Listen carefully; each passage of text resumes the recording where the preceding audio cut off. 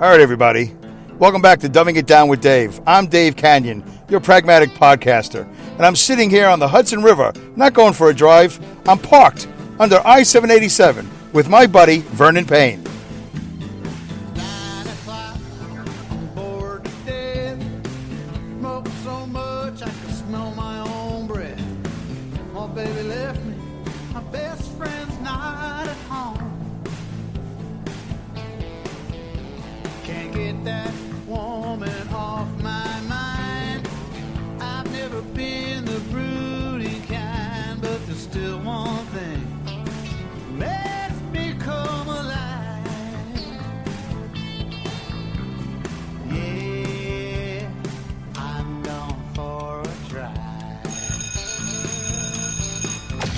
The following podcast is rated D for dumb. You're listening to Dumbing It Down with Dave, the fastest podcast on earth. Listen to Dave commute to and from work on the New York State Thruway in his 2008 Kia Rio LX. He talks about pragmatism, truth, happiness, and the search for it all. Join Dave as he asks and tells you how life ought to be. And now, here's Dave. All right. We are back. Thank you, Alex Exum, A-L-E-X-E-X-U-M, for doing the announcing, and Hal Aaron Cohen for doing the song, the intro, Going for a Drive. You ready to dumb it down? You guys beat me to it. My timing's off still. That's okay.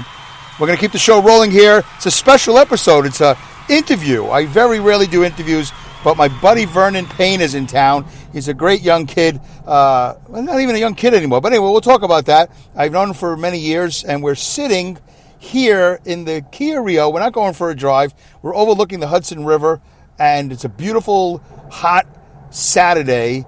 And we're gonna do this. We're gonna have a talk, just like we normally do, but we're gonna be live. We're live without masks. All right, excellent. Vern, welcome to the show. Yo, Dave, what's going on, Dave?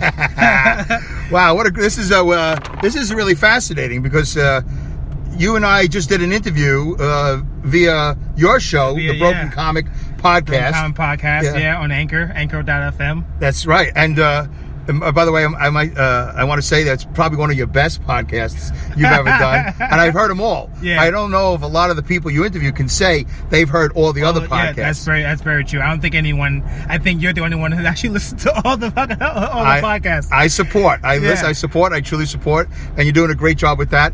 And so this is a great opportunity for my listeners to get to know you, because I've mentioned your show, I've mentioned you, and so let's start. I want to do a couple of things here. Let's start from the beginning, the origin of Vernon Payne. Give me a where, a when, and with who is the beginning of Vernon Payne, so we get to know you a little bit. All right, so I am from Brooklyn, New York.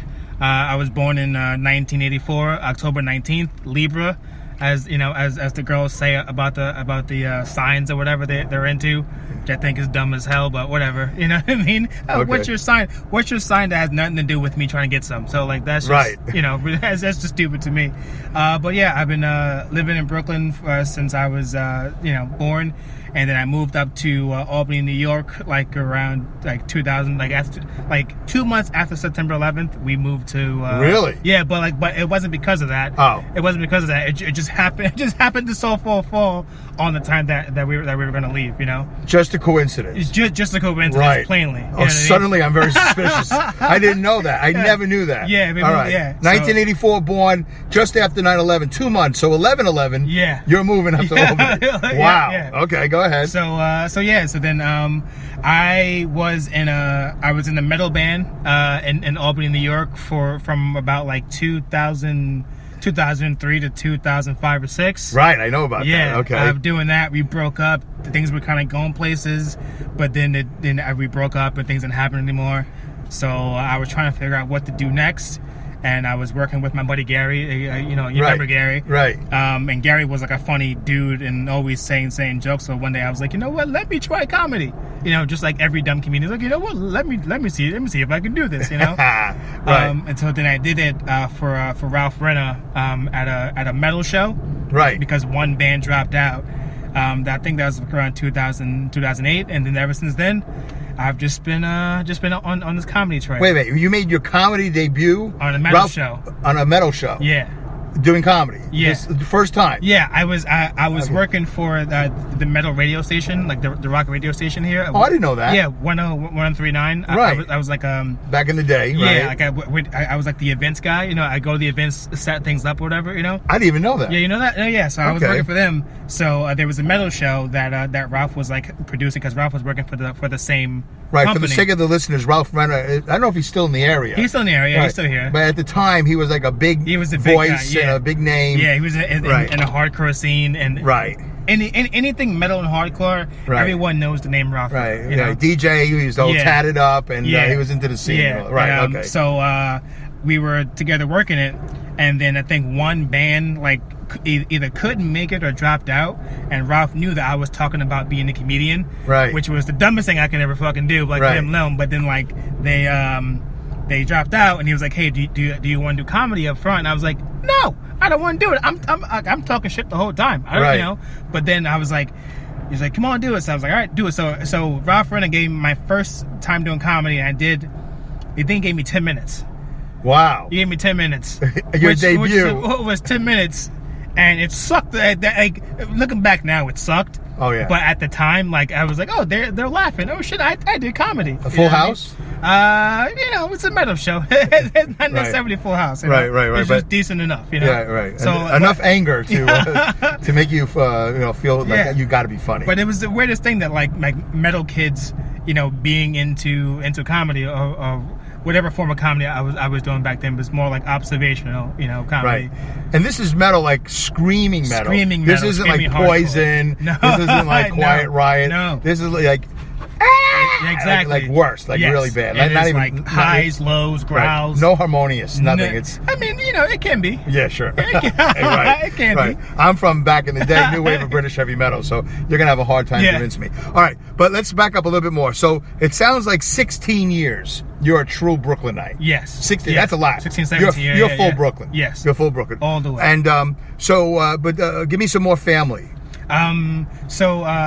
You know, majority of my family is from Brooklyn. My great grandmother came up from the South. You know. Wow. Yeah, she came up from the South. Your great grandmother. My great grandmother, came up from the South because, you know, black people are pretty much in the South for the most part. They, you know, they were.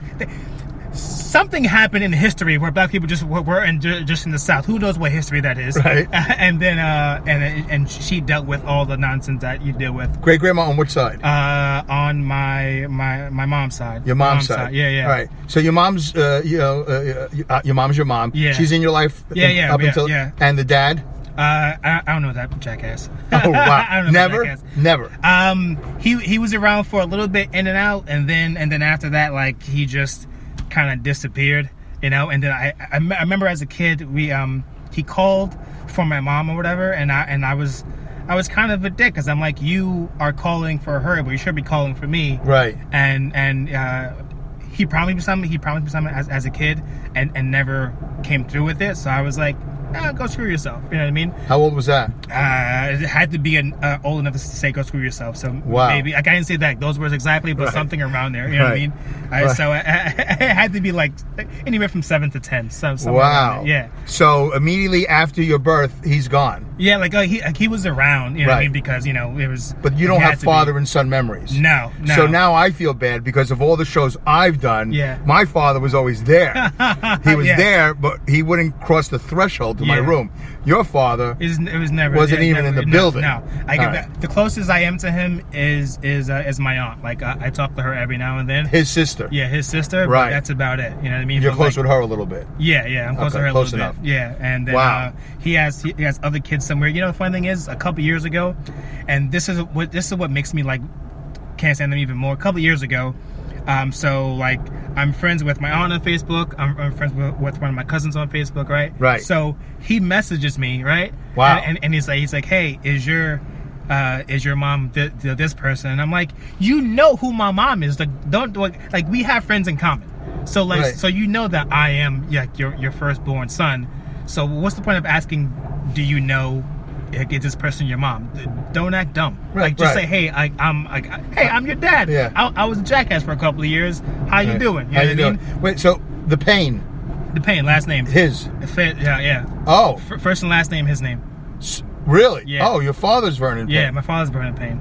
Wow. Yeah. And so all this time, your mom no thoughts of changing. She kept it. She's Mrs. Payne. Nope, she's different. Oh, okay. You don't have to say her name. All right, but you kept it. Yeah, I mean, my mom is what it is. Like there's a whole Payne other side, you know, that from my dad's side, like his sister, everyone else, they're all Paynes on that side. You never considered changing it? No.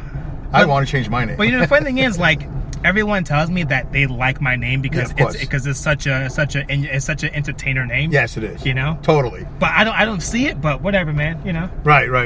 No, it's totally entertaining. Although I heard a podcast the other day, Andy Kindler. Oh, I think it was Andy Kindler. He said, I think it was him. It might not have been. Said my birth name is Tony Curtis, and. You don't get that reference. Tony Curtis is the famous actor, but that's not his real name. His real name is Herb Lipskowitz or something like that, like a real Jewish name. So Andy Kindler is a real Jewish name, and he says my real name is Tony Curtis, but I changed it, to Andy Kindler. But anyway, all right. So Brooklyn, Flatbush? No. East New York, pink houses. Really? Yeah, East New York? I didn't know any of this. Yeah. So my grandma lived in East New York, and my mom was like, lived there too, or she had me, whatever. But then, so from East New York, pink houses. Give me a street. I don't know pink houses. Linden Boulevard. Yes. Yeah, Linden Boulevard over there. Yeah. So Linden Boulevard, like closer to Queens or closer to Queens. Yes. Yeah. Where TSS used to be, or you don't know the TSS? We are. My grandma lived not that far away from the airport. That's right there. What airport? Wait a minute. What airport is in Brooklyn? Yeah. Well, like not JFK. Yeah, we're close to JFK because we were right on that border between Brooklyn and Queens. But when the planes fly over, we can see like the plane is like there in front of us. Yeah, you can see the whole number. Yeah. So we're right there. All right, but you got to cross street. It's only for my benefit. For the benefit of the listeners, they don't care. I don't. New Lots or Shepherd Avenue. No, it's Loring. Loring, yeah, I know, I've heard of it. Yeah, Loring Avenue. So Linden Boulevard and not in Queens, definitely in Brooklyn. Yeah, in Brooklyn. But you're on the edge. You're really okay. I know where you right are. There, like if you take the A train to A train to Euclid. Yeah. Okay. My buddy Vaughn is from Shepherd Avenue and New Lots Avenue and all that. So anyway, great. Wow. So that's an interesting neighborhood. Yeah. So we go from there, and I grew up there, and like it was crazy out there. I mean, like I was bullied a little bit, but like that was whenever I come visit, whatever. Wait, bullied by who? The other black kids around. Who else? Wait a minute, you got bullied by other black kids? Yeah. Black kids bully other black kids? All the time. No, you don't all just embrace each other? No. It doesn't happen until you get older, but there's still. black on black bullying? What? Yeah, like if you have like the wrong gear on, the wrong sneakers, right? Or if you just look like a herb. You know what I mean? And, I know. I don't even know what that means, but I know what that means. I've never heard that. Yeah. If you look like a herb, if you look like a herb, you'll get beat up. And I, for some reason, look like a herb. You know what I mean? So like even to this day, people look at me like, you know what? I might want to fight you. Like it's weird. It is the weirdest thing ever. Like I can go out to a bar where my friends hanging out, and someone will like look at me in a certain way. And I'm just like, I don't want to deal with this right now, man. Like it's just crazy. That's interesting. Yeah. All right. Well, it's interesting you brought that up. I want to come back to that. Yeah. Because I have some questions about it. Yeah. I want to take full advantage. Have we not already? We have disclosed, I guess, by now. You are in fact a young black man. Yes. I am a young black man. And I remain not. Yeah. All right. And so I have all these questions for you. Yeah. But that wasn't the point of having you on the show. All right. So we know where you're from. We know how long. So at 16, you move up to Albany. What was the reason? You said it wasn't 9/11 related, but you left at 11/11. So what was the whole thought process of moving up to Albany? So my mom wanted like a different life for us, right? So that's pretty much what it was. And then my uncle moved up here with his family, whatever. So she wanted to be closer to family, right? And she wanted a better life. Your mother's brother, yeah, my mother's brother. So but at the time, like I thought it was BS because like one, like I had a girlfriend, like it was like the love of my life, and I wanted to be with her. Oh, you want to say hello right now? Yeah. I mean, I made a whole one-man show about her that she saw. So we're good now. So we're good, man. All right, so this is serious. Yeah. 16. That's the beginning of high school. I was like a sophomore. Or like a sophomore junior. What high school did you go to? FDR in Brooklyn, Bensonhurst. Wait a minute. Why would you go all the way to FDR in Bensonhurst? Because we moved around. So it goes from East New York to Brownsville, Bed-Stuy, and then Borough Park. Oh, you lived in all those places? I lived in all those places. Oh. So Borough Park was the last place we lived in, and in my zone direction, and my zone from the junior high school that I went to in Montauk Junior High School near Ditmas, whatever. My zone was FDR. What was with all the moving? Why is Mom moving you around? It's just. Are you avoiding? Was there an avoidance of? No. It was just maybe better rent. I don't know. I Sounds good enough to me. I'm not here to pry. Yeah. I'm not here to pry. And what did Mom do for a living? She just worked, random jobs here and there. Really? Yeah, okay, not a nurse. Yeah, no. Not a career. A nurse thing came later when we moved here, but then she fell, disability and all that stuff. Okay. Whatever, so But you and Mom are tight. Yeah, me and my mom are cool. And That's great. It wasn't always that way, because I was the weird black kid, so she never understood my weirdness, because I go from a kid being into rap music, being whatever the fuck, to going from that to Marilyn Manson is a big jump, and not understanding me being into this white boy who has fake titties on. You know what I'm saying? that's totally ununderstandable. Okay, so you're down in 4 different neighborhoods. Yeah. Bensonhurst doesn't sound very black to me. No, it's not. At the time, it was so Italian. But right. we were in Borough Park at the last point, and Borough Park is mostly Hispanic and Jewish. Right. Yes. All right. So where do you meet the Manson crowd? How do you go from, is that just radio? Is that just you being curious? Have you always been, you're a curious guy because you're a comedian. Yeah, I've always been a curious guy, but I was always curious about people who made other people angry off of the dumbest things. Plus, when in junior high school, when I transitioned from being with the hood kids, a lot of my friends were the rocker kids, and there was this really hot, tall, redhead girl that was a senior, and, right? And she had the cool punk rock black jacket with the zippers and shit like that, and I was like, you are the hottest fucking thing I've ever seen in my entire life. All right. And I want to be with her, and I like her style, so from there I kind of went and got into different forms of rock music. I'm like, oh, this is not bad. Right. Go from there, and next thing you know, I'm into Marilyn Manson, buying the CDs, being all into it. Right. Going to hardcore metal. Right. So as weird as you are, there's a girl in the story. I mean, of course, there's always a girl. There's a girl. Men always get motivated by women. Right. That's a great motivator. You know what I mean? Right. Okay. So all right. So that answers that. Yeah. That answers that. But you still listen to rap. I mean, you do the whole. Now I got back into it a couple years ago, because for a long time just straight up rock music. I was doing what typical white boys do. It was what, screw rap music. That stuff sucks. So all this, and next thing you know, I'm back into the whole thing and trying to rap at the same time. So it's a full circle. When I started out in music, I was doing rapping in the first place. So then it went from rapping to metal, back to rapping, and a little bit of metal. Can you be black and not rap? Can you grow up in any of those neighborhoods and just say, hey, I like it, I just don't do it? Of course, because I was a black kid who couldn't rap and who couldn't play basketball and who couldn't play football. So I played the Latino sports, like handball. You know what I mean? Which is hard. But there are a few black kids playing handball, but for the most part, it's all Latin and Asian kids and white kids playing handball. Okay. That was my sport. Okay. So we do this. That's why we were friends a little bit, because we have some similarities. Because I didn't do the sports thing either. Yeah. Growing up, I grew up right down the road from you. I grew up, Linden Boulevard and Rockaway Parkway, the Butchers Co-ops. Yeah. The Gormanson. I forgot. I just looked it up. I forgot what it's called, but you know what I'm talking about, right? You've seen it. Have you seen the 5 buildings where I lived? No, I didn't see it. We got to go. Okay, all right. you and I need to go on a road trip. Right. Go visit your neighborhood. We're gonna do some stuff. Anyway, but I listened to. Here's something I never disclosed in my show, and this is something you don't know. But my mom is deaf. Well, she was deaf, but now she's dead. But she died, right? Yeah. Okay. We used to watch on I think it was Saturdays. I would watch my cartoons. Yeah. Right, my whole litany of cartoons, eating cornflakes, Frosted Flakes, because I needed my sugar intake. Every kid should have sugar. And then we would watch American Bandstand with Dick Clark about 12:30, I think. I forget when. So it'd be American Bandstand with Dick Clark. And then immediately was Don Cornelius and Soul Train. Yeah. And my mother, being deaf, I never mentioned this on the show, I don't know why she did, but we watched it together. Huh. We watched the Jacksons, we watched Stevie Wonder, we watched the Spinners, we watched, anybody, and we watched it. And she loved it. I think she loved it because of the dancing. Yeah.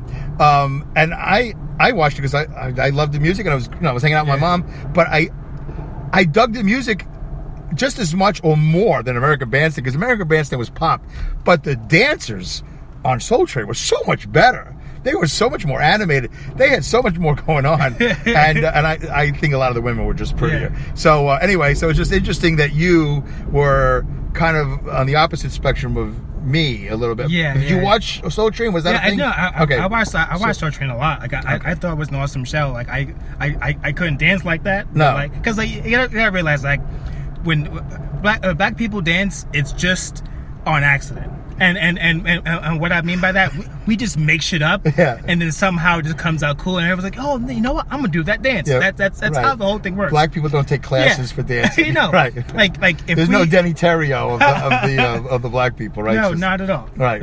Like if I fell, I get out of your car. Yeah. I can make a move out of it, and so I'm like, this dude knows what's up. He can dance. You know what I mean? Like it's just. I mean, the Herbie the Doug Bug or something like that, or whatever. Because I know there was a Dougie or whatever there was. I don't know. The Dougie Fresh? There was a dance. Do the Dougie? Oh, the Dougie, yeah. I don't know. All right. So we established all that. You come to Albany. You're ripped apart. Was that a ripping apart when they brought you to Albany? Was that like, oh, my girlfriend, my friends, my classes, exactly, everything, all your cred? Well, the classes I don't care about, but the it's just like me. You weren't very scholastic. Okay. But C's, D's.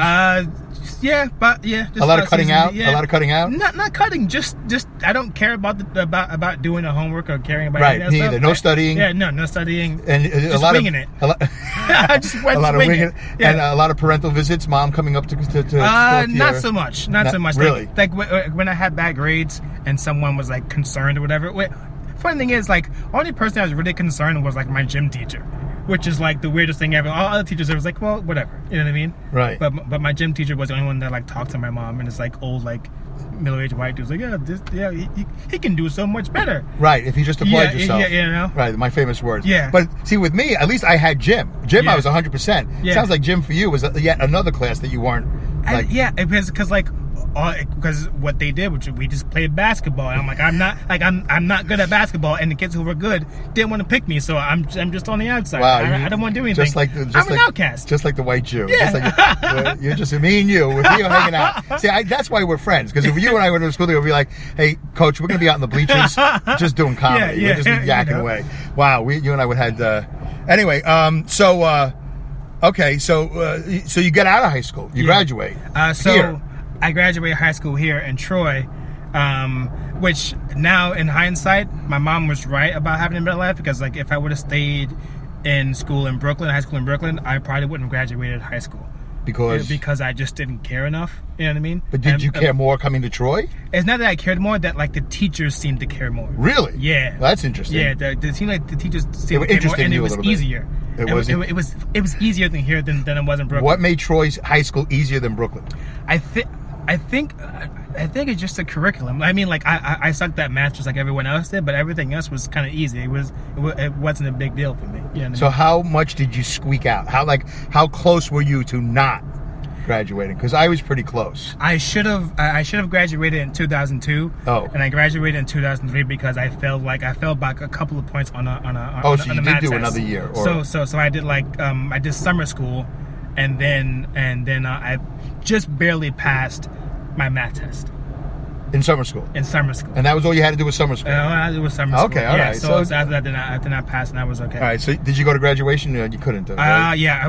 Well, you can go to graduation just for show, but then they're going to be like, hey, you got to come back. You know what I mean?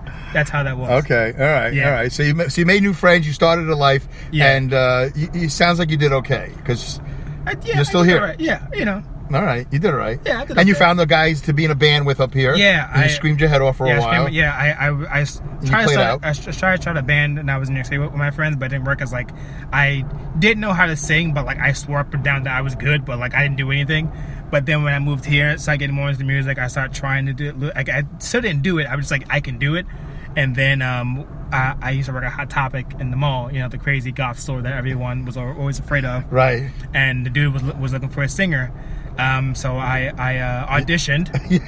I auditioned for the band. I don't mean to laugh, band. but it's funny. I made it. Yeah. And I started singing for the band, but they never told their singer that they kicked him out. So okay. So I just that's an interesting dynamic. It's almost like the Journey thing where Steve Perry shows up and the other guy's like, "I'm already here." I don't know if you know that. I know that. They had not Raleigh Fingers. I forgot his name. Something Raleigh, and he was the lead singer for Journey. Yeah. And all of a sudden, here comes Steve Perry. Like, well, I'm already here. And so anyway, but then that guy left and Steve Perry took over. So. Okay, so they don't tell the lead singer you show up. Now what? But then I kept on doing it, and the guy never really cared about the band that much. So he wasn't around, and then not so long later, he found out he was done. And then it was it. But then he came to a show, just like, yeah, you're way better than what I am. Right. So, what was the name of this band? Overthrown. Overthrown. Oh, that's good. All right, that's not so bad. That's a great name, actually. All right, cool Overthrown. Name, and you played out a lot. Yeah, we played a lot. We got a big notoriety in Albany because it was probably the first time in a while that they saw a black dude as a singer of a band, of a metal band. Right. So everyone kind of flocked to it, and we were good. We were okay. But adding me pushed us a little bit more. So then when everyone got better with their instruments, all of us kind of really, really came together to be a good band. So we played here, we played in Long Island, we played in Massachusetts. Really? Yeah, we travel. Really? We played in Pennsylvania, like in Amish Town. And around we went around. We went around. Overthrown. For how many years? For about 3 or 4 years. Okay, so here's where you and I might have a moment where we're done. Yeah. Right? Because I'm older, so I'm the Quiet Riot guy. Yeah. I'm Van Halen. Even if we're gonna talk about metal, there was thrash. We called it. You weren't thrash. You were beyond. We were just straight up like metalcore. It's that thing where you scream. There's melodies in the music. Right. And then there's a thing called a breakdown where everyone just beats each other up. That's pretty much what it is. Okay, that's it. This is where I have these problems. Yeah. So, but it wasn't death metal. No, it wasn't death metal. But I had. But we had tiny death metal parts, and right, you had death tendencies. Yeah, and I had death tendencies, right. and then my voice could go as low as a death metal person, and on certain parts. All right, so you're going to tell me you legitimately had words to these songs? Yeah. Legitimately? Yeah. Okay. The this is where I get a little condescending to you. Like, really? So you wrote those words? They had the words already written? I wrote the majority. I wrote all the lyrics, and sometimes we go back and forth on lyrics or whatever. Right.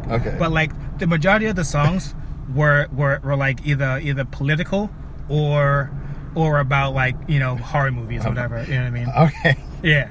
I really don't mean to laugh, but I've never heard Overthrown, so this could be the greatest band I've never heard. But every time I've heard whatever that is, what are you calling it? You're calling it metalcore? Metalcore, yeah. I feel like all I hear is Sometimes you do get that. There are bands that I listen to who sound like that, who I can only get into because of the guitars and stuff. The voice I can't get it. You know what I mean? I have a hard time trying to figure out what they say. So I get it. It's not just you. So where are we today with you and metalcore? Do you listen to it on your own? I still listen to it. Not metalcore, not as much as mostly hardcore I listen to. Okay. What is hardcore? Hardcore is a genre that stemmed out of the Ramones thing. So give me a name of a band that might be famous for hardcore. Madball, Terror. Okay, I don't know them. All right. Know them. Yeah, they're Sick of It All. No. They're old New York City. Okay. Mid-late 70s hardcore bands. Listen, I'm gonna let you have it all because it's okay. I don't want to be the old man that says that wasn't music. If it was music to you, it's music. You played out. You had a good time. I didn't know you did all that stuff. You have any recordings I can hear? It was on MySpace, but then it's over. So now I just have CDs and stuff. Oh, you do have CDs? Yeah, I have CDs somewhere. All right, you're gonna have to let me. I gotta hear it. It's a new CD. I got the CD player. I want to drive it like you. All right. So this is where we're gonna pick up here. We're gonna 29 minutes and 30 seconds. I could end this. I'm not going to. We're going to go to the hour. Okay. Wow, I picked the phone just in time. I could have hit the button. We could have ended the show. But let's keep on going. That's exactly what I wanted to accomplish in the first half. Let's introduce you. Yeah. Let's find out where you are and all this other stuff. We did the family thing. Dad, mom, not so much dad, and the metalcore. All right, and I did a little laugh. I was disrespectful. I apologize, but that's my age because I'm totally okay. Anyway, move on. So 2009, 2010, whatever it was, you made your debut at that metal show. At some point, I'm at the Lark Tavern in Albany, New York, doing open mics, and you walk in. And tell me about you walking into the Lark first time, and you're about to embark. I'm assuming you walked in knowing I'm going to do open mic time and I'm going to become a comedian. Yeah. I don't remember how I found out about the Lark, but like when I walk in, I think I talk to Greg, right, and see if I can get on. And the guy who ran the show, yeah, the Greg, guy who ran the show, and right. I don't remember if I got on that first time or not. But I know the next time, whatever, I got on and I did myself, and I sucked. I was just saying things. I didn't know, how to really construct the joke. Yeah, right. That's hard. That's hard. And you're in your early 20s at this point. Yeah, I was really early. I was like 22. No, I was like maybe 24, 25, somewhere around there. Okay. 23, so 24, 25. My perspective is when you walked in, first of all, you're slightly chunkier. Yeah. You're slightly chunkier. Yeah. So Mama was feeding you. You were eating, right? So we could do. You haven't said anything about not having money, but I know you had food. Yeah, no, we definitely had food. Yeah, you had food. Okay. Yeah. So I see you come in there, and correct me if I'm wrong. You were kind of styling the hoodie color. There was something on, like cartoon character or something. No, you tell me. Sometimes I had a band hoodies. So they're hardcore band hoodies that I would have on. You know what I mean? So it's a band called Manball, a band called Terror. Okay. They're hoodies that I would wear.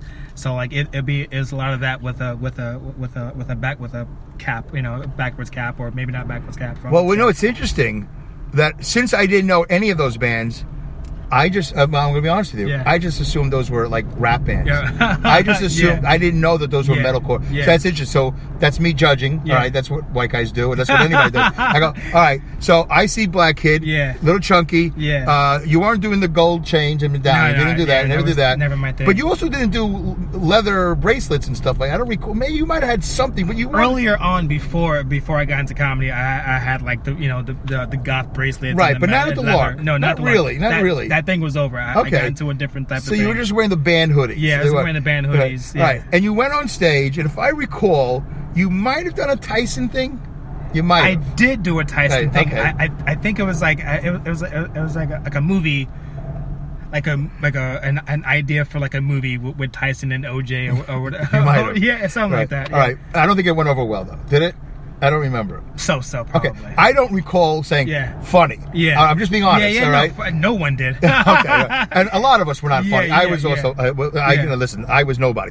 All right. So, but you walk into the Lark, and other than Mo Haskins, that thing, you're it. It was just me and Mo. And that's pretty much the Albany comedy scene story. Everybody knows every year it's you and Mo. All right. And I know that there was this thing with confusing the two of you. Yes, there was. After a few years, people started confusing the both of us, especially when I lost a bunch of weight.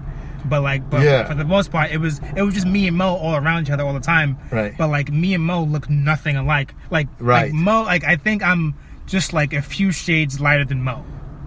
You know what I mean? Okay. And I haven't seen Mo in a long time, so I don't know. I just know his joke was Negro Shade 13. Yeah, Negro Shade 13. Right. And so you were lighter. You say you're lighter. Yeah, I was a bit lighter. I was a little bit lighter than Mo. So let me tiny bit. Okay. So let me ask you this question. This is me being honest. Yes, all right? do it. All right. Are you still lighter than Mo? Does that change? Because I asked my wife that question once. She went, "What are you talking about?" And I don't remember what she said to me. But I go, "Why do I sometimes see a person? I go, they're darker, and then then I see them again. I go, now they're lighter. Does that happen? White people want to know this. We want to know. Inquiring white people. It's a section of white people want to know. Yeah, right. Doom.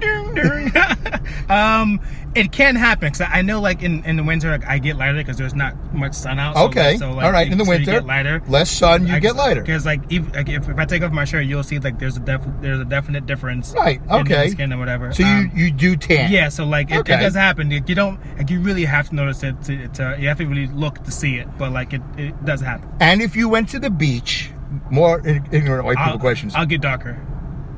And you could get burnt. I can get burned, but I gotta really be in there. So Yeah. suntan lotion is or is not a thing for you? I don't wear it. If someone has it, I'll put it on. Like sunscreen, I'll put it on. But for the most part, sometimes I just don't go. For the most part, black people going to the beach, they have to protect their skin regardless. Yes, regardless. Because even though they might not burn like a white person, you still have the effect of the gamma rays and all that. It'll still happen. Ultraviolet, whatever. Yeah. I don't think gamma rays. Gamma rays is not a thing. I think that's a Mothra thing from Godzilla. Okay. Anyway, all right. So anyway, it's a Bruce Banner thing. Yeah, it's a Bruce Banner thing. All right, whatever. So, well, by the way, if the Hulk was here, I would have equally as ignorant questions for him. It's not just the black thing. All right, because I'm ignorant about a lot of things in life, and so are most people who are listening to the show. That's why the show's called Dumbing It Down with Dave. I don't lean left. I don't lean right. I try to walk forward towards the truth. Yeah. And these are questions I can't ask most people on the street. So thank God you're trapped here in my car, in this sauna, and this thing that's becoming a sweat box. You just took me, took me by the shirt and just put me in your car. Hey kid. Yeah. See, most white guys when they abduct black people, it's for really bad reasons. I do it out of curiosity and I want to learn. Yeah. So Dave was like, "Hey kid, do you want Jordans?" And I just came to the car. Well, I did want to talk about that before, but we moved on because I am curious about the whole appearance thing. It's interesting that growing up, appearance was huge. Growing up, so we are going to go back real quick. Yeah. Tell me about that. The pressure to appear with the Jordans, the Air Jordans, the shirt, the whole deal. There was a lot of pressure, and it's also very expensive. Well, I bring this back to what we were talking about before about that TV show, Black AF. Yes, Black AF, right? And every episode being called because of slavery, right? Yeah. And as I think about it more, like after TV show, after I finished watching TV show, that is exactly why. It's like what we believe is flashy enough, flashy for everyone, like flashy to us and other white people, is the fact that we can have these expensive things. So for us, showing that we have like these Jordans, these Nikes, these like at the time it was like Kanai, cross colors, like there was the most popular black brands. So it showed other black people that like there was some type of yo, I got money here, right? And then that's all we wanted was to show how good we look by money, and that's the thing. Like black people still like being flashy, like no matter where you are, there's always gonna be a black person that looks flashy. It's gonna have like a dope ass outfit. You know what I mean? That matches everything. Like you don't even have to like know about what you're wearing. Right.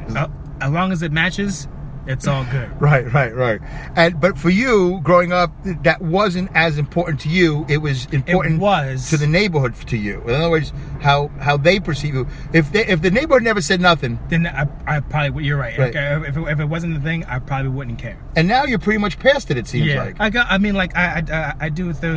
do try to match things, or whatever. But like the thing is not to be flashy to show other people. Yeah. The thing is just to be myself. And, you're pretty much yourself now. The glasses look a little different. Yeah. What's up with them? I won them at a at a thing in New York City. So like, you won them. I won okay, them. Yeah. These are winning glasses. Yeah, these are winning glasses. Yeah, I'm not paying for these. Screw that. Are they your name? Are they really? Yeah, there's too much money. Warby Parker and I heard of Warby Parker. Okay. They're expensive. Screw that. It's the most expensive thing you're wearing right now. Either this or my watch. Either one of those. Okay, tell me about the watch real quick. The watch I got from Fossil. I mean, it was on sale, but like it was a decent amount of money. All right. You know what I mean? But otherwise, your everyday walk. Yeah. You're beyond all that. Yeah, that's done. That's right cool. Now. Yeah. All right. But let me ask you something. Do you know for the kids today still back there? Is it still happening? Is it happening in Albany? The pressure is on. Yeah, it's for young black kids. Yeah, of course. To stay flashy is always going to be a thing with black people. Really, it's always going to be a thing because like it's a sign of like everyone has their sign of wealth. You know what I mean? Or just money. Huh. So being flashy, being flashy with the sneakers, being flashy with the car, being flashy with the watch. Because if not, you're a herb. Kind of. Okay. Yeah. But the women not so much. No, the women still have it too, but like they have their own way of doing things. But like, still being flashy is a thing that's goes around the board, male, female. Yeah. All right. So back to the Lark. Yeah. You walk in, and did you know Mo before? Nope. I knew anyone. I came in not knowing anyone. You're adventurous. Yeah, that's very brave. Yeah, I was just me alone, not knowing what to do, not knowing anyone. Do you remember? Do you remember the moment you walk into the Log Tavern, and do you remember that? Like what you saw when you look left, you look right, because the stage is to the right, depending on where you walk in. If you walk into the side door. I don't. You know what? I don't remember. I don't remember that time. Like only thing I wanted to do was to get on that stage and just talk my nonsense. Right. And I knew the person to go to, which was Greg or whatever. Right. You signed up. Signed up. So then I saw Dan Rossi, Jason Smith, Pat Lind, 3 white guys. Brian Kiernan. Four white guys. I mean, and right. But you had performed in front of metal crowds, which was also 99% white. Yeah. Right. So, and you're in a band where you're the only. I'm the only. But right, so and match shows, I'm nearly the only one. So Okay, so right. So it wasn't as much of a thing for you as it could have been because. Well, I was always on stage as a kid anyway. You know what I mean? As a kid, school plays, plays, talent shows. Just alone in my room with a microphone. Really? Yeah. So I've always had that performer spirit. Just like me. Yeah. I did old school plays. I didn't do talent shows because I didn't really have any talent. But I would do school plays and I sang R&B when I was a kid. It was me, another kid, and we were singing this R&B song that was about sex. I had no idea about sex, but I knew that I can sing that shit. Melvin it's and the so Blue good. Notes? What were you singing, Marvin Gaye? Some band, some guy named Jodeci or something like that. We're talking about we were talking about boning. As 11-year-olds. What are you doing with a microphone in your room by yourself? What happens there? Because you singing, rapping. Yeah, really. Yeah, because my family is really musical. My grandfather was in a one-hit wonder doo-wop band. They got famous for a little bit, and then whatever.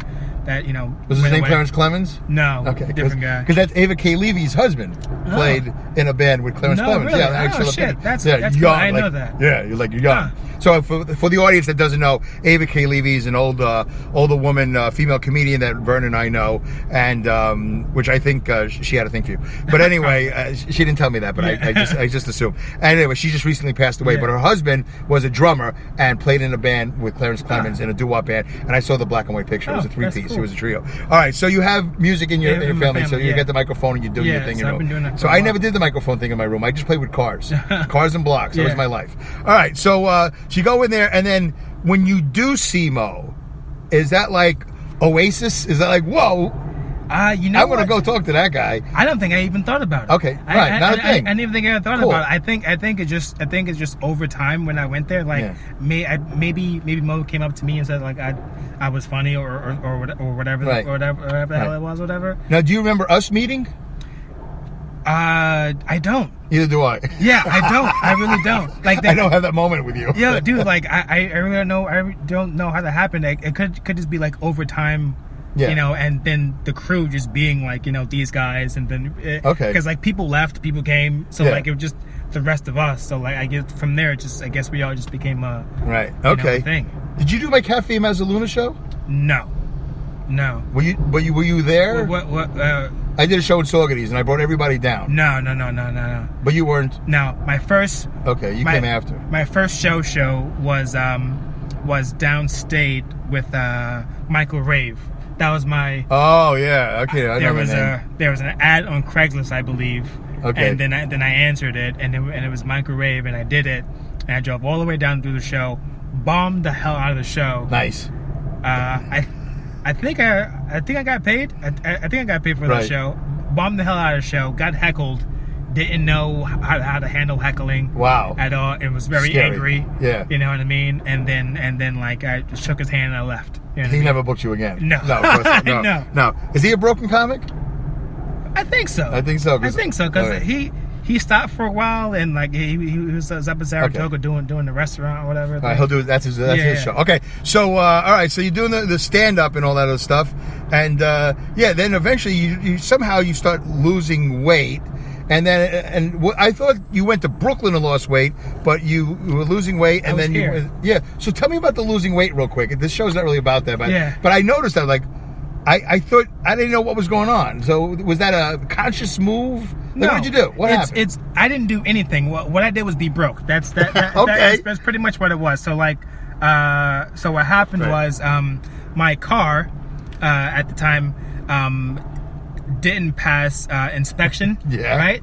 And I was like, God damn it, but they said that it was going to be like $1,500 to fix it, right? And I was like, I got the money, but I don't really want to use this on that, So I was like, all right, I'll just drive it down to where I live and just do the alternate parking whenever I can. And then I just started walking to work, right? So I started walking to work. So where I worked was at least like an hour and a half away from where I live. So I would walk an hour and a half there, walk an hour and a half back, and then I would skateboard there, skateboard back. Then I would take my bike there, take my bike back. Dude, that's a. And this was in the summer. So I'm extra sweaty on top of what I don't need to be. And where are you working at? I was working at Key Bank. Key Bank handling money? Yeah, I used to work at a cash flow. Yeah, I was working in the cash flow.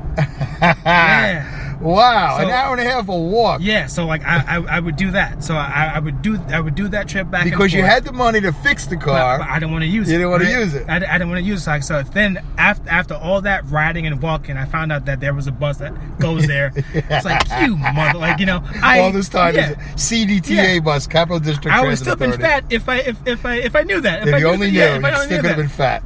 Did you start eating more or eating the same? So after like people started realizing that I was losing weight, which I didn't realize it, then a buddy of mine, one of my best friends, Kelly, she was like, "Oh, do you want to go to the gym together?" So like, yeah. So I got a membership, so we can go. But she never ended up going with me, so I ended up going by myself. So since I had to work later on in the day, I would go early in the morning, just do cardio stuff. And you walked to the gym too? No, I finally. So like when she knew a guy that has a garage, so I took my car there to get inspected. Okay. And whatever he did, he fixed it, and it cost $20. Yeah. So I was like, somebody was trying to make you know what I mean? Yeah. So then, like after a while, I got my car. I drove to the gym in East Greenbush, Planet Fitness in East Greenbush, and did that, and then began to work. So like I stopped. Whenever I stopped doing things, I stopped doing cold turkey.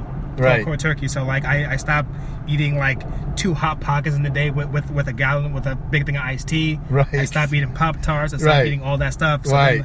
I was eating oatmeal, eating eggs, nice. Making stuff for myself. Right. And then I just started like losing weight like that. Yeah. And then that's pretty much how it happened. How did life change for you with the women, with your being how much did you lose, by the way? Because it looked like you lost about 30, 40 pounds. I probably about 50, somewhere around there. You were never obese. No. But I had titties, you know what I mean?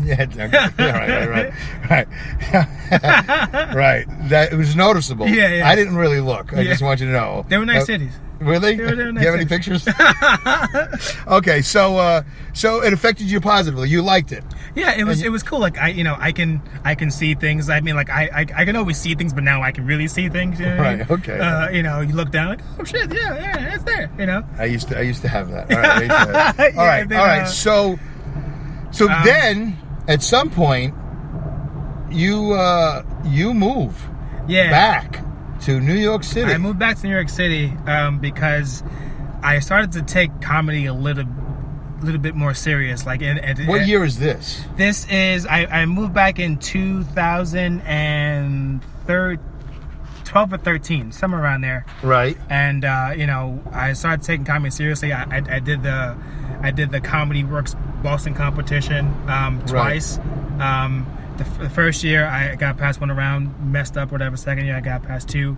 Then that didn't go well. So so I was like, well, I want to take comedy seriously.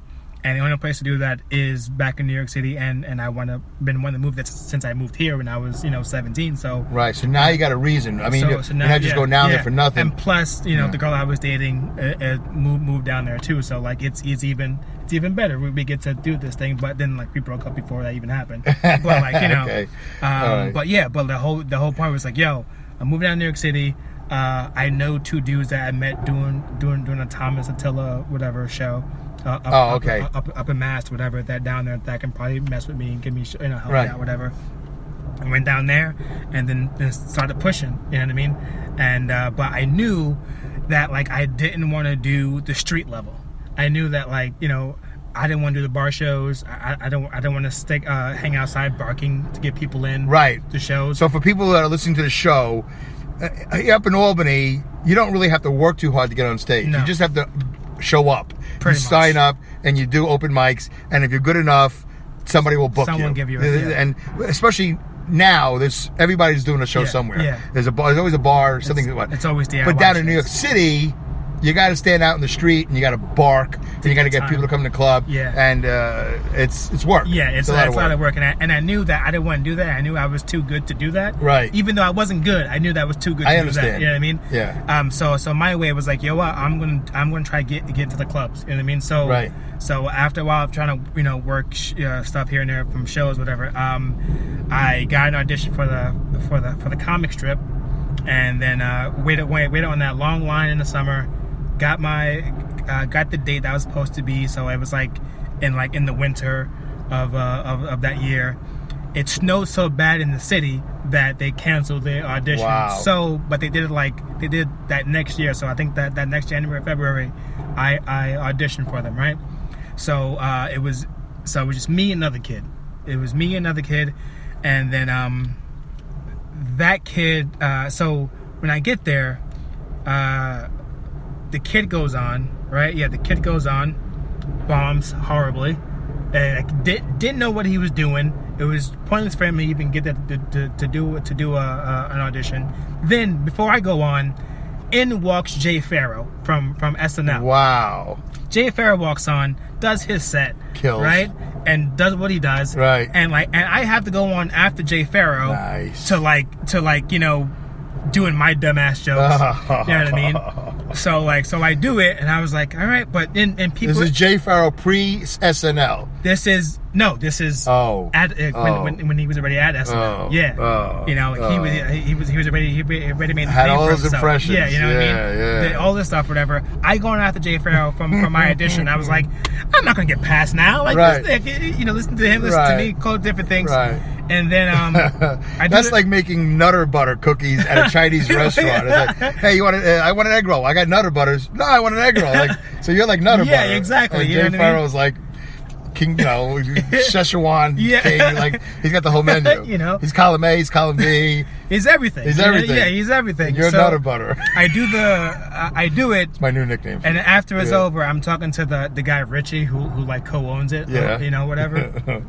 and him and I talk shit about the kid who went up earlier because he was like, what the hell was he doing? I was like, I have no clue. No what clue. He was doing. Right. So he tells me he tells me you're good and all of that stuff. He's like, you can I want you to develop or whatever, and then you're good, you pass whatever. So then so I'm like, oh, I was like, my first time pass. Like, wow. How many times people pass from the first time? You know what I mean? Like, so we got to explain passing to the audience. Passing is big. So when you pass that club, that means that you can work that club. You don't have to do a bringer show. You don't have to bring 7 people. Yeah, you have to do all that stuff. You can. The come owner there, likes you, and he's going to put you on. Yeah. Before or after a name comic, probably whatever, and so you get 5 minutes, 7 minutes, whatever. So you do 5 minutes. So what they do is like they do the regular show. Then after the regular show, right, everyone that's been passed at the club gets to do 5 minutes after their show is done, which saves you a lot of time and hassle because on most nights of the week, whatever, a couple nights a week, you're going to get a spot. So that's passing. Yeah, you go up there, you sign your name, and then you go. And which club was this? The comic strip. Okay. Yeah. So I did the comic strip. I passed it, and I was like, awesome. So I kept going there for a few years, for 2 people to 10 people at the end of the show. What time? This was 2 in the morning. 10. Oh. 10. That's not bad. No, maybe like 11 or 12. Somewhere around there. That's not horrible. Yeah, but then like it's a sign up sheet of people. So but there's a guy there. So you sign your name. That other guy who's been there for years, I'm not going to say his name, who's kind of an asshole. He gets to rearrange the list in his fashion. So he puts up people who he knows that are right, and then after that, then it's everyone else. So even though you get there early enough to sign up, you can be the last person on the list. Oh, that's the worst. Which is like 12:30. Oh, that's the worst. All right, we got 5 minutes here. You might have to do a part 2. You might do a part 2. I'm okay with a part 2. Okay. All right. So I did that for years. I didn't even know that. And so I did that for years, and then I got tired of doing it because I'm like, I thought that he was gonna like the guy who passed me was gonna like look at me every now and then, be like, yo, I'll put you on a show, do this. But I realized people tell me like, you have to talk to someone else completely different to try to get on the show. But then you got to go up there on like a Friday night, a Saturday night, or whatever nights you're gonna be there. You don't know what's gonna be there. You're just gonna go.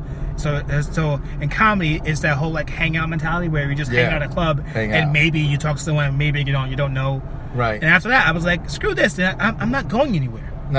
No one's looking at me to help me advance. So what am I doing? Right. For the audience's benefit, in New York City at that time, the top clubs for stand-up, Comic Strip. Was there still the Improv? That was done. Catch a Rising Star? That's not there anymore. Okay. Yeah. What was there was 2 or 3 big. So like there was a Broadway. There's a Broadway Comedy Club. Broadway Comedy Club. There's the Comedy Cellar. Comedy Cellar. There's the Greenwich Village Comedy Club. Which one? Greenwich Village Comedy Club. Oh, Greenwich Village. Yeah. All right. There's New York Comedy Club. New York Comedy Club. There's the Stand and Stand Up New York. Those are clubs. That's 6. Yeah. All in Manhattan. Yes, all in Manhattan. Like upper, lower. What was happening in the outer boroughs? DIY shows. So what's that? Do it yourself. So people do it at bars, other venues, whatever. So you can get shows that way, but you kind of got to be referred from people. What about that place we talked about the other day with the subway tile? I always forget Eastville. Yeah. That wasn't. It's the same way. Wasn't a premier place though. No, I mean it was a place to go, but it didn't really. It wasn't as big a best place to be as much as like New York was. All right, so here's what I want to do. We have 3 minutes to go, and we can't go too much deeper. I wanted to do the show in 4 15-minute segments, but you and I can go into the weeds. And I thought it was fascinating anyway. So let's do a part 2. Let's pick up where we left off. But you and I actually have plans. Yeah. We're going to go get some whiskey. We're going to sample. We're going to be samplers and take a private tour. Yeah. So I don't think it's a good idea that we start another show now because we have to be there at 3. It's 2 o'clock right now. But this is a nice spot. This is going to sound good. So here's what we're going to do. We're going to shut down this show. So this is my first 1-hour show. Oh. So this is my first with Vernon Payne. I'm glad to be a part of it. Yeah, you're breaking, and you're actually my first black guest. So you're breaking the color barrier. I'm breaking the time barrier. I'm Jackie Robinson of podcast. I'm dumbing it down with Dave. Of .001 Productions. There you go. I'll make sure you get me an 8x10. I'll put it up on the wall. You got to sign it. You are the Jackie Robinson of the Dumbing It Down with Dave podcast. All right. Which is a better nickname than Nutter Butter, because I didn't think that was going to stick anyway. But, all right, so we'll pick up from you doing that, and then we'll move forward, because I did want to talk a little bit more, obviously, take more advantage of the fact that you are still in this car, now a sweaty black man, yes, and talk more about that. What's that? Working. Yeah, this is it. We're paying your dues here in the Kia Rio. And we'll talk about that. We're going to talk a little politics, and we'll see how far we can go. We're going to do a part 2. Why not? Let's do it up. Why not? And I want everybody to know that Vern and I just had breakfast. By the way, we've broken bread before. Yeah, we have. Which is a big deal for me. To break bread, that means we're friends. Yeah, you know, I don't know anybody that I'm friends with that I didn't break bread with, and there's nobody that I didn't break bread with and is my friend. Did I just say 2 different things? I meant to say 2 different things. Yeah. There's nobody that I broke bread with and is not my friend. Yeah. And there's nobody that is my friend that I didn't break bread with. Yeah. Wow. That's exhausting for me. It's a lot. That's why I don't do stand-up anymore, because I have no idea what I'm saying half the time. But you and I had breakfast. It was a little costly. Next time we're going to go to the diner thing. But that's fine. I had a good time. Yeah. And I don't recall even what I had. I forgot what I had. But something with an egg and a bean and whatever. And avocado I had. And but you were going to go do a winery by yourself. I was going to do it by myself, yeah. But now you and I are going to do a winery together, do it up. and we're going to go sample some whiskey. Oh, where are we going? What's the name of the place? Yankee Distillery. Yankee Distillery up Yeah. in Clifton Park, New York? Clifton Park, yeah. All right, we're going to go do that. So that was good. And we're going to take... we're not going to take both cars, are we? No, you could do it. It's do my car, then come back down. Yeah, we'll leave this car here. This is safe here. Yeah. All right, so this is interesting. I've never done a show underneath I-787. I think a lot of people here I don't know why these people are here. There are ducks around. Yeah, there's ducks. The girls with big booties skating, so I'm okay with that. Yeah. And by the way, this is the most explicit show I've ever done. Sorry. Oh, wait a minute. Hold on. All right, guys, I got to end it. Bye.